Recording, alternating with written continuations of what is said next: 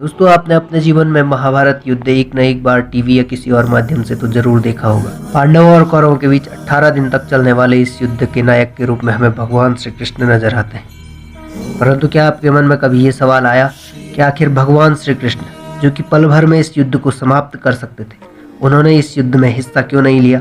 क्यों वह पूरे युद्ध में अर्जुन के सारथी बने रहे? आखिर क्या है इसके पीछे का गूढ़ रहस्य? आइए मैं इस वीडियो में आपको बताता हूँ। महाभारत युद्ध की तस्वीर जब भी आपने देखी होगी, उसमें भगवान श्री कृष्ण को सारथी के रूप में ही पाया होगा। दरअसल महाभारत के महायुद्ध से पहले ही श्री कृष्ण ने कह दिया था कि वह महाभारत के महायुद्ध में शस्त्र नहीं उठाएंगे और ना ही युद्ध करेंगे। आखिर श्री कृष्ण ने युद्ध न करने की बात क्यों की? क्यों खुद को युद्ध से अलग रखा? क्यों वह महज पार्थ यानी अर्जुन के सारथी बनकर मार्गदर्शक बने रहे? इसके पीछे एक बहुत हैरान कर देने वाला रहस्य है।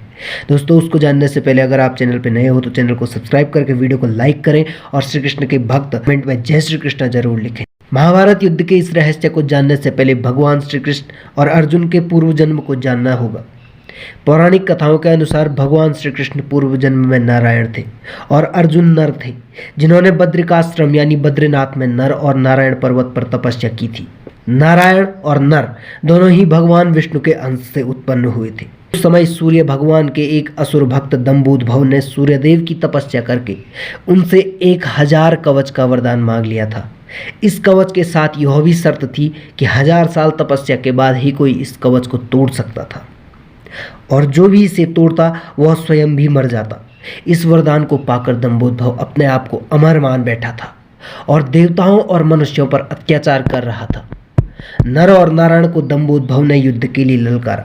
तब नारायण ने दंबोदभव से युद्ध किया और 1000 साल के युद्ध के बाद आखिर नारायण ने असुर का पहला कवच तोड़ दिया, लेकिन कवच तोड़ने के साथ वह स्वयं भी मृत्यु को प्राप्त हो गई। तब नर ने उन्हें 1000 साल की तपस्या के फल से जीवित कर दिया और दंबोदभव से युद्ध करना आरंभ किया। यह युद्ध भी 1000 साल तक चलता रहा और नर ने असुर का दूसरा कवच तोड़ दिया। इस बीच नारायण ने 1000 साल की तपस्या पूरी कर ली और दंबोदभव से युद्ध करने लगे। इस तरह से बारी बारी युद्ध करते हुए नर नारायण ने दंबोदभव असुर के 999 कवच तोड़ डाले।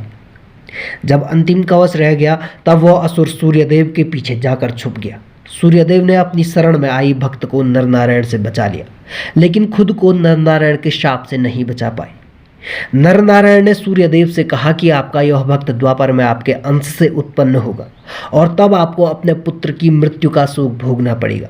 सूर्यदेव का वह असुर भक्त ही द्वापर में कर्ण के रूप में जन्म लिया और सूर्य के अंश से कवच कुंडल के साथ उत्पन्न हुआ था।